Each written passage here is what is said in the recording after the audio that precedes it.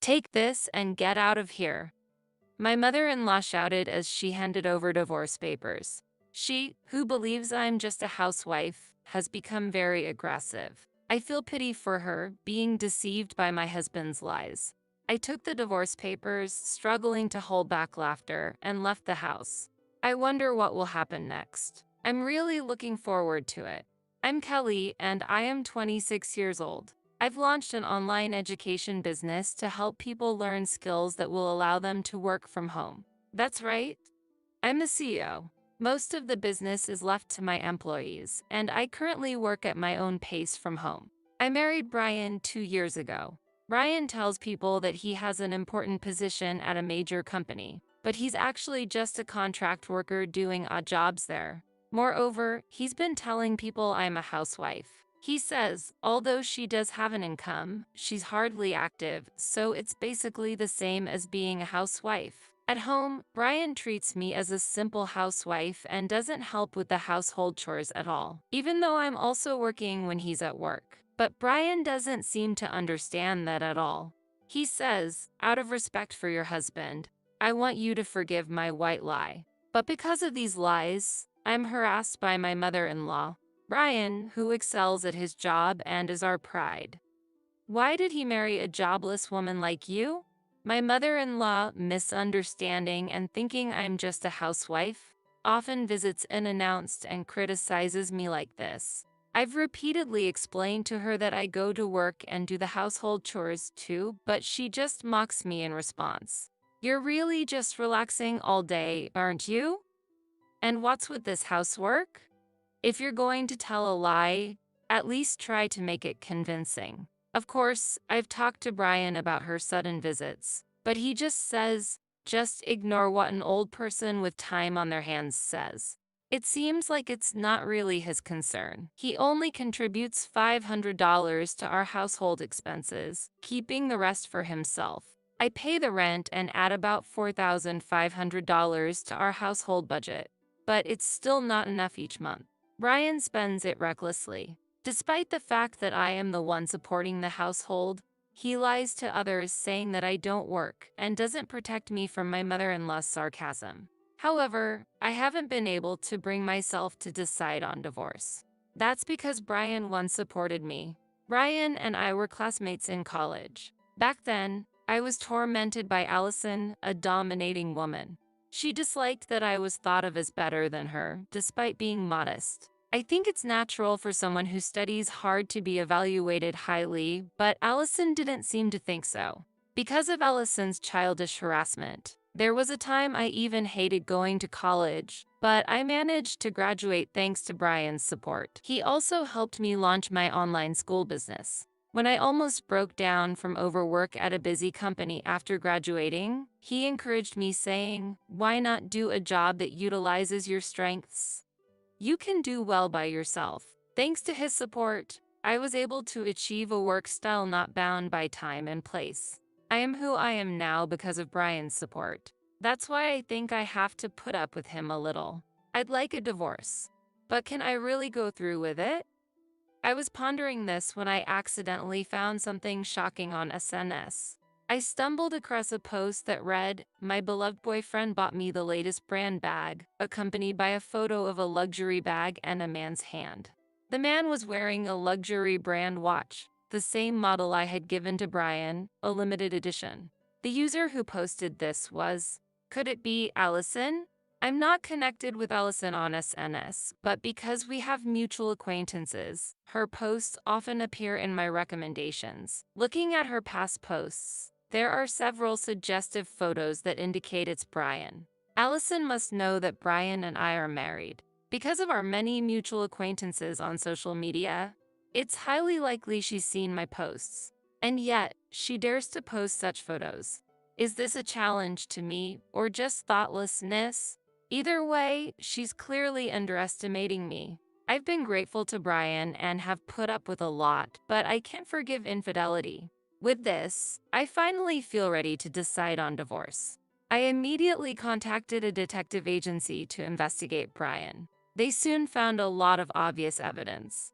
Brian said he was attending a business school to become a full-time employee, but in reality, he wasn't attending at all, just hanging out with Ellison instead, and using my money to do so. To think, an affair with Ellison.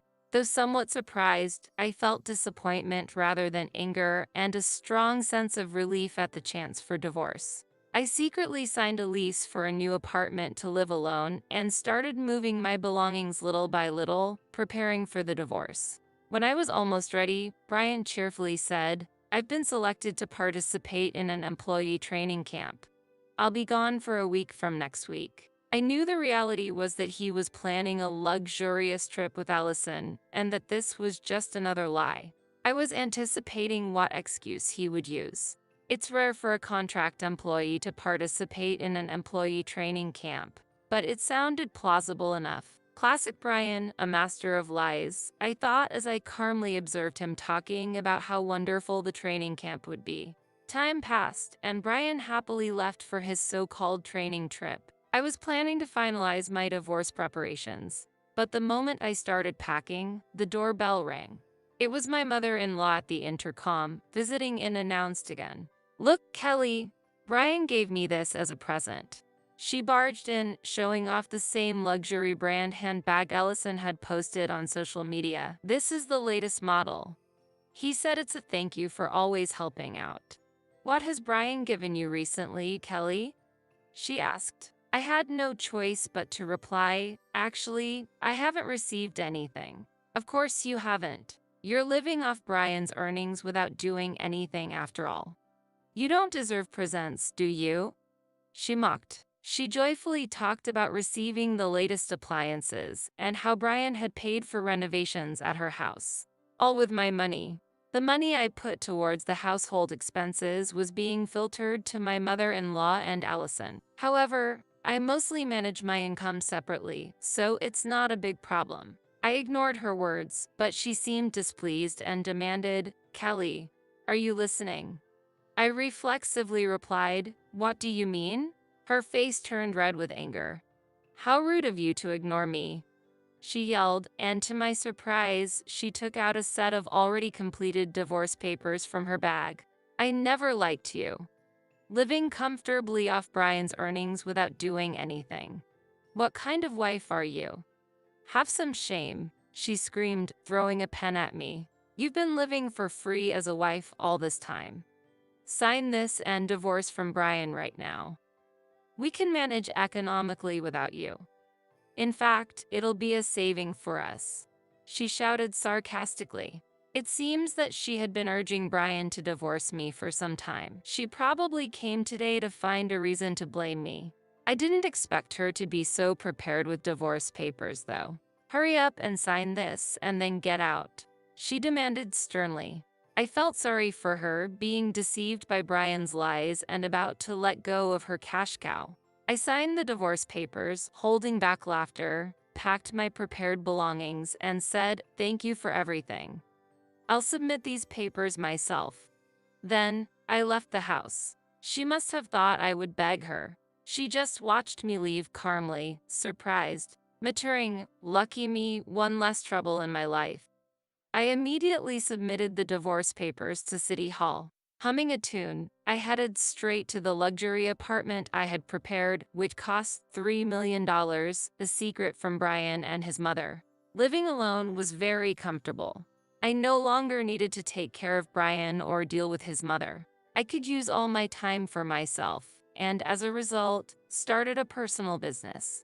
I was enjoying my newfound single life, but unfortunately, this peace didn't last long. It seemed that Brian had returned from his affair trip, which he had disguised as a training camp. When he realized I wasn't home, he called me. "Kelly, where the hell are you?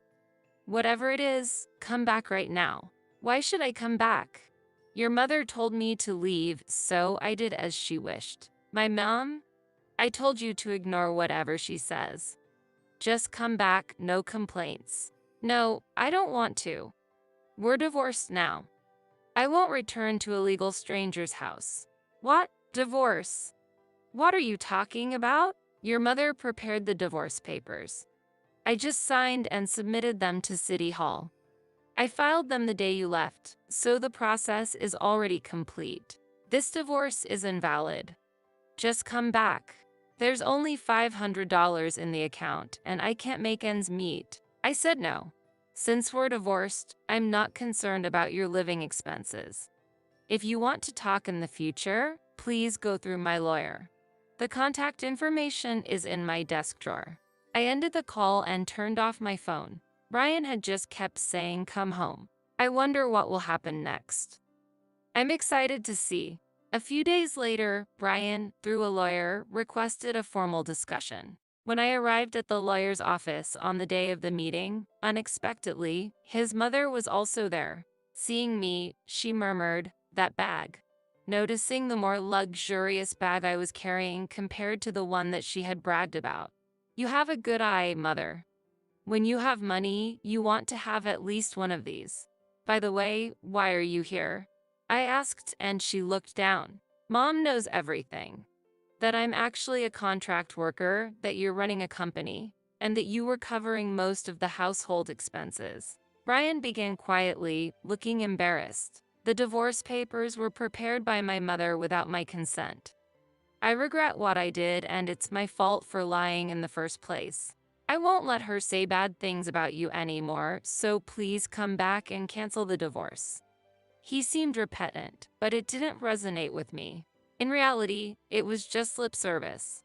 I know he didn't think that he had done anything wrong. He seemed to insist that his mother was the worst in this, and that he was not to blame. "I'm sorry. I can't come back." When I refused, Brian slammed the desk. "It's thanks to me that you became a CEO. Don't you have any gratitude? Since you're divorcing me because of your selfishness, I demand $1 million as compensation." He yelled. This was his true nature. The Brian I once loved no longer existed. In front of me was a pitiful man swayed by money. "Brian, don't say that." His mother tried to stop him, but he seemed lost and didn't listen. Lawyer. When I had come home, Kelly had taken all the belongings and disappeared. The divorce papers were made without my consent by my mother.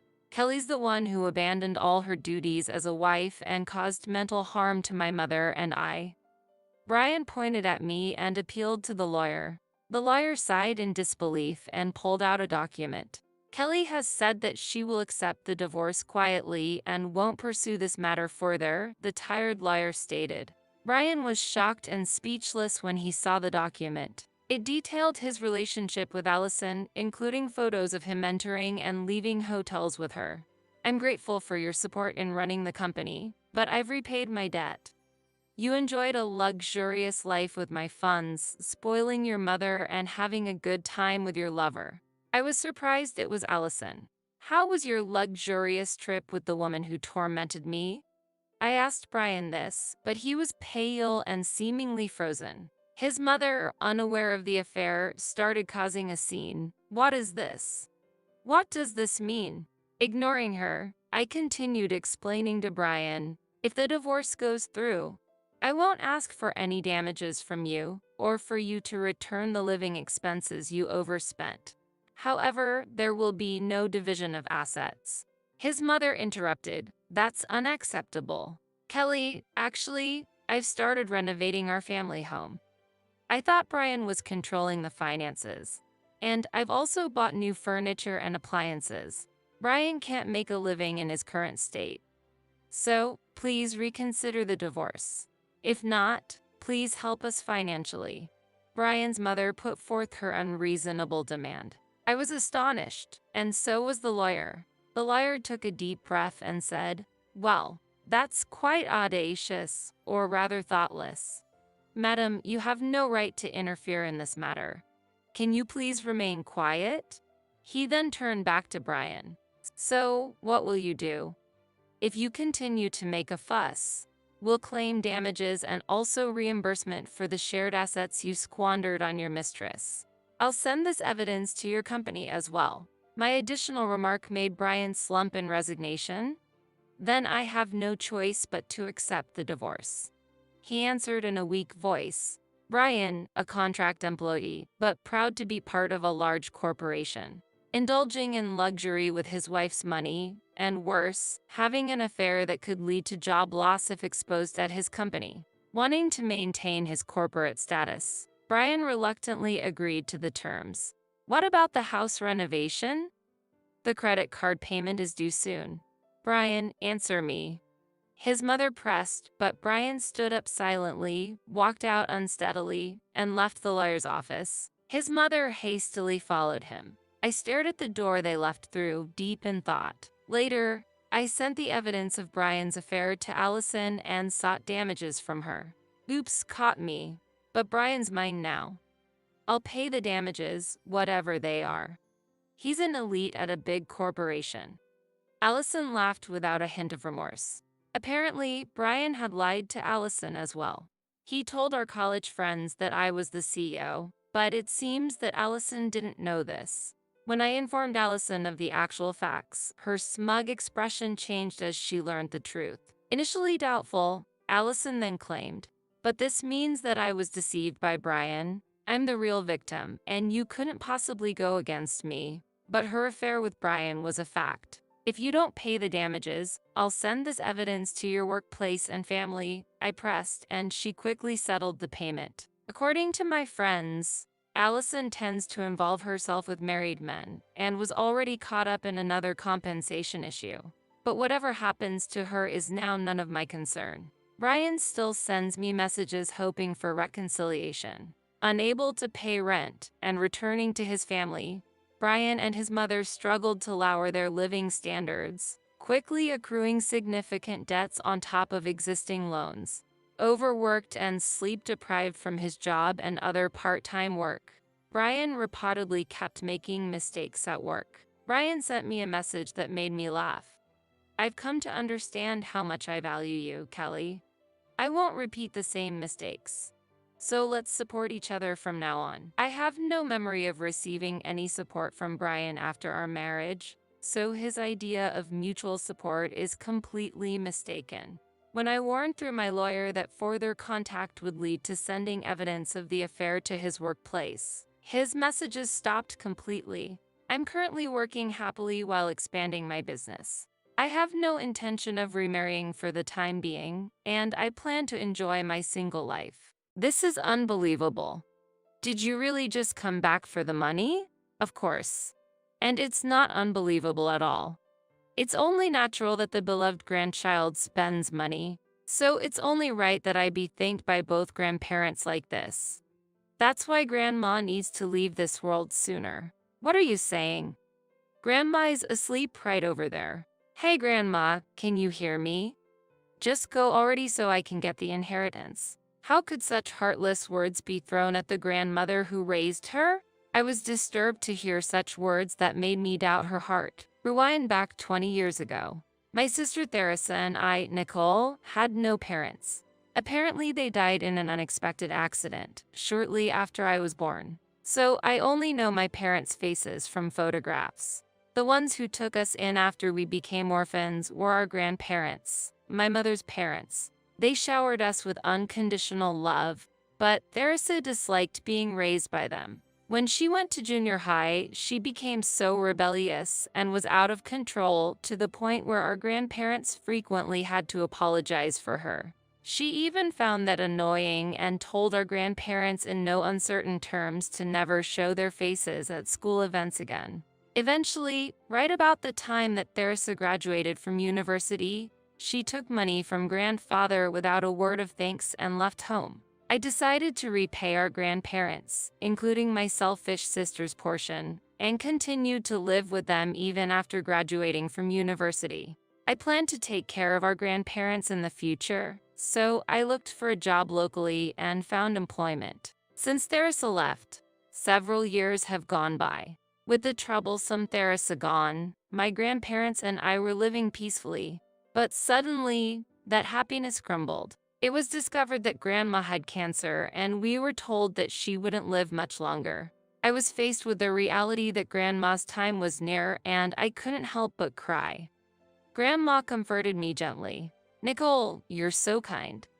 I'm moved by your tears, but I've lived long enough. Grandma always treated my sister and I kinder than anyone else. Encouraged by her words, I was determined to take care of her properly until the last moment. Feeling that Theresa should know, I emailed her about Grandma's cancer. Theresa, who usually never replied to our messages, would surely contact us if she knew about Grandma's condition, or at least I hoped. But that hope was in vain. There wasn't even a reply from Theresa, let alone her coming to see Grandma.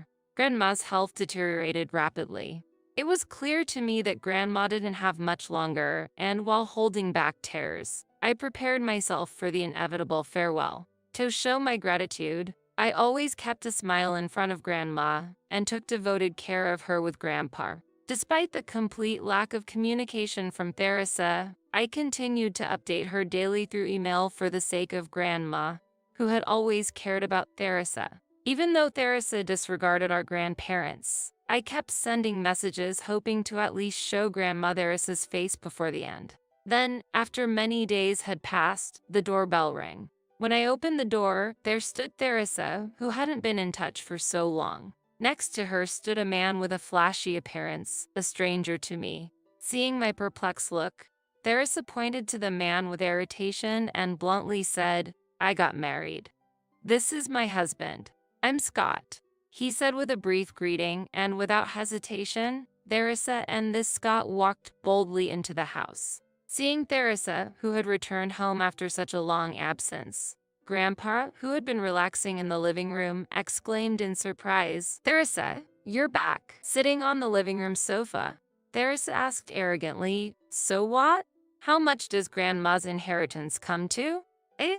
I was so surprised that I couldn't help but speak up. I thought Theresa came to see Grandma, but she seemed to be only interested in the money. "So, how much is it exactly?" Theresa asked again. Scott, sitting next to her, turned to Grandpa and said, "Oh, Grandpa, I'm thirsty," hinting he wanted a drink. Disgusted by the selfish behavior of the couple, I shook my head and said, "I don't know how much. Besides, it's rude to talk about inheritance when Grandma is still fighting for her life. You know Grandma has a fortune, Nicole. If we don't get it sorted while she's alive, we won't get anything, will we?" True. Grandma came from a distinguished family, and her estate had accumulated considerable wealth. That wealth was built because Grandma's father, my great-grandfather, ran a company. Grandma had siblings, and though she never took over the family business, she seemed to have learned about management from her father since she was young. Therefore, after marrying Grandpa, it seems they started a business in Grandma's name and built a fortune worth millions. Theresa and Scott were after that business worth a fortune. This is unbelievable.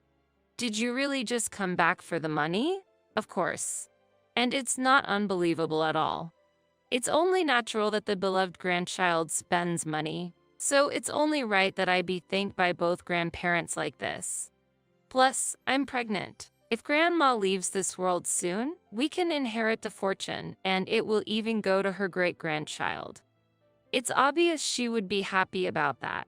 What are you saying? Grandma's asleep right over there. The room next to the living room, once Grandpa's workspace, had been converted into a care room for Grandma, who had difficulty moving daily, and our voices were surely reaching her. I explained to Theresa and said, "Don't talk about the money anymore," but she laughed maliciously and shouted even louder, "Hey Grandma, can you hear me? Just go already so I can get the inheritance." That was the last straw for me. "Get out," I yelled as I grabbed Theresa and Scott's arms and dragged them to the door. In my anger, I mustered all my strength and threw both Theresa and Scott, who showed little resistance, out of the house. "Never set foot in this house again. You're being selfish." "I came because you told me to," Theresa mocked. Steam seemed to pour from my head as I shouted back, "If you're going to say such horrible things to Grandma and Grandpa, I wish you had never come. You forget your gratitude and say such cruel words, despite being raised by them so kindly. You're the worst." After slamming the door shut, I bawled in frustration. Grandpa, who had brought juice at Scott's request, noticed me crying at the door. "Are you okay?" When I told Grandpa about Theresa and Scott's actions, he seemed to consider something quietly, then smiled kindly and said, "Don't worry. Grandpa will take care of it." and handed me the juice he was carrying. Time went by, and after a long battle with her illness, Grandma left us. The peacefully sleeping Grandma seemed finally free from the pain of cancer, which eased my feelings a bit. I felt relieved to see Grandma, as if she were sleeping with a peaceful look on her face, finally free from the pain of cancer. I spoke to Grandma's serene face. "You did well, Grandma. Thank you for everything." After the funeral, I returned home to find Theresa and Scott waiting. I had informed them of Grandma's death by email, but they had not shown up at the funeral. When I asked Theresa why they came now, she predictably replied, "It's for the money, of course." We needed to discuss the matter of Grandma's will, so we went into the house and started talking about the inheritance. I was hesitant to talk about the inheritance so soon after Grandma's death, but it seemed Theresa and Scott were eager to get the money as quickly as possible. Theresa pulled out a document from the envelope she brought with a pleased look on her face. "Look at this. It's Grandma's will." "What?" I couldn't help but let out a sound of surprise. But there it was, a will undoubtedly written in Grandma's handwriting. What's more, the content was unbelievable, stating that all the inheritance, including the company, was to be left to Theresa. That was impossible to believe. On the day Theresa visited, Grandma had heard Theresa's cold words and cried in her room. It seems Theresa sees me only as a source of money. Even though Grandma had said such in a sad tone, the will was leaving all her assets to Theresa. I trembled as I muttered, "What is this? Some kind of joke?" To which Scott chuckled. "Based on your surprised face, I guess you were after the inheritance too, weren't you? You really make me laugh. I don't care about the inheritance. I just can't believe that this will was actually written by Grandma."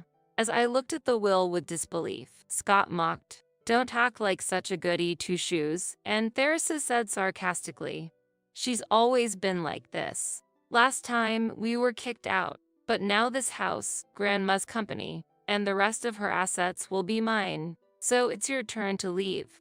Grandpa can't stay here either, so take him with you and go." Theresa said this while grabbing my arm and pulled me towards the door. I was overwhelmed by the anger I felt towards Theresa and Scott. Despite Grandma looking lonely at the time, Theresa didn't even show her face.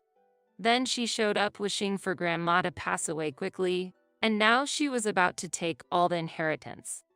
I felt ready to explode. "Stop it!" I cried out, and just then the doorbell rang. Surprised, Theresa loosened her grip on me and I pushed her hand away, looking towards the door. There, I could see a shadow through the frosted glass. When I opened the door, I found Mr. Harrington, the lawyer. Mr. Harrington had visited our house many times before for consultations related to our grandparents' company. "Sorry I'm late," Mr. Harrington greeted, and Grandpa, who had been preparing coffee, welcomed him. We've been waiting." "Okay, let's discuss the will," Grandpa began, but Theresa cut in, showing the will that she had brought. "As it's written here, I've acquired everything, including the company and Grandma's wealth. So actually, the will is already settled. The money has already been deposited in the bank, and I've even withdrawn it," Theresa said confidently. However, Grandpa remained calm and said with a gentle smile, "There's still more to discuss. Theresa, you no longer have the right to inherit the estate." "What?" Theresa looked confused, and frankly, I was also struggling to keep up with the situation. That's when Mr. Harrington inserted a USB memory stick into his laptop and placed it on the shoe cabinet near the front door. A voice recording of Grandma, Theresa, and Scott began to play from the PC. "Come on, hurry up and write the will, Grandma. Write that you will leave all your assets to us. Otherwise, things will get complicated." Understood. As we listened to the recording, it was easy to imagine Theresa and Scott pressuring Grandma to create the will. After stopping the recording, Mr. Harrington explained, "A will made under duress is invalid according to the Civil Code. Therefore, this will has no legal power." Mr. Harrington said this, pointing to the will Theresa was holding. "When did you set this up?" Unable to hide my surprise, Grandpa explained the situation to me. While I was out, Theresa and Scott had come to the house and coerced Grandma into writing this will. I was the one who set up the voice recorder, Grandpa said with a calm smile. Theresa started to panic and muttered, but Grandma had me sign the documents too, to which Grandpa replied by chuckling. Theresa, you really don't understand anything, do you? Did you read the fine print? What you signed was a credit card loan application. Grandma was shocked that you signed it so easily. What? So, the $20,000 I withdrew from the bank is, yes, a debt. Grandpa replied calmly, and Theresa hurriedly took out her mobile phone to check her account. I can't believe it. My account is in the negative. As she checked her account online, Theresa muttered to herself and began to look pale. Scott was no different. What do you mean, my Ness? What are we going to do? I thought we were going to get the inheritance. So I've already taken out loans for the house and car. This isn't a joke. Scott raised his voice. Calm down, Scott. Mr. Harrington, as I am Grandma's granddaughter. Even if the inheritance is less than we thought, I will still receive some, right? Theresa pleaded desperately. To this, Mr. Harrington replied, I came here to convey just that. And he took out a will from a white envelope. This is a legitimate will based on a notarized document. It's valid, so I will read the contents. He said this as he took the will out from the envelope. Theresa and Scott both put their hands together as if in prayer. However, the will did not mention Theresa's name at all. The company was to be inherited by Grandpa, and the remaining assets were to be shared between Grandpa and myself. Theresa cried out desperately, Why? Can't we do something about this? But Mr. Harrington replied coolly, Nothing can be done. Legally, Theresa, as an heir, had the right to claim the inheritance, but she lost that right by threatening Grandma. To Theresa's question, Can't we do something about this? Grandpa smiled wryly and said, No, there's nothing that can be done. You senile old man. Theresa spat before storming out of the house alone. Scott, who had been left behind, hurried after her, calling, Wait for me, but he was a pitiable sight. Later, I heard that Theresa and Scott had a child, but because of the debt they accumulated, they were unable to take enough parental leave and had to return to work without a break. It seems they had expected to receive a substantial inheritance before Grandma's death and had indulged in luxuries, even going into debt. However, as a result, they were forced to sell their expensive house and luxury car they had bought on loans, and all that remained was a massive debt and the brutal task of repaying it. Theresa and Scott once came begging for help, but Grandpa turned them away coldly. The financial difficulties took a toll on their marriage, and eventually, they divorced. I heard that Scott returned to his parents' home, and Theresa tried to come back to this house, but I refused her firmly. This house is my property, inherited from Grandma, and I won't allow Theresa to live here without my permission. I heard a rumor that Theresa was living under a bridge, financially ruined.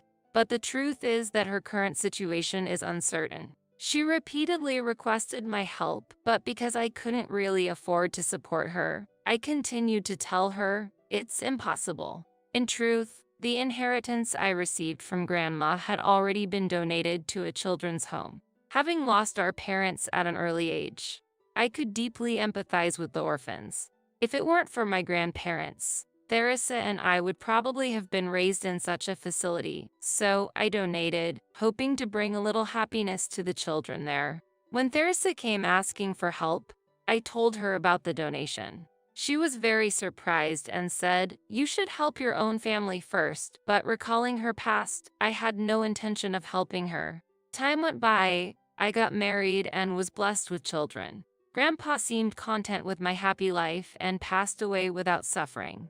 Losing Grandpa felt like a hole had opened in my heart, but with the support of my loving husband, I was able to face the world again. Now, I continue my grandparents' legacy, working as a company president and struggling with parenting. I hope to live in a way that would make my grandparents proud, watching over me from heaven.